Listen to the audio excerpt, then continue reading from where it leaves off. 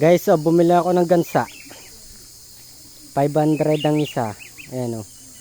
Sisiw. 2 weeks old. 500 each. Oh. Tapos bumili din akong pabo dito guys. Oh. Tignan natin.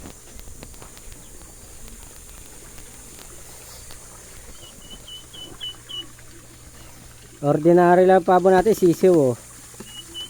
300 ang isa. Tapos sa incubator may laman. Bumili ako ng itlog.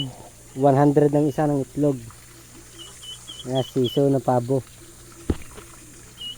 300. Yung ibang ganyan na may lahi 800. Kaso yan na lang binili ko, yung ordinary lang.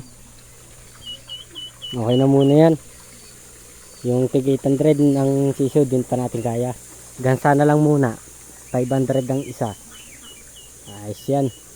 Diba? Diba?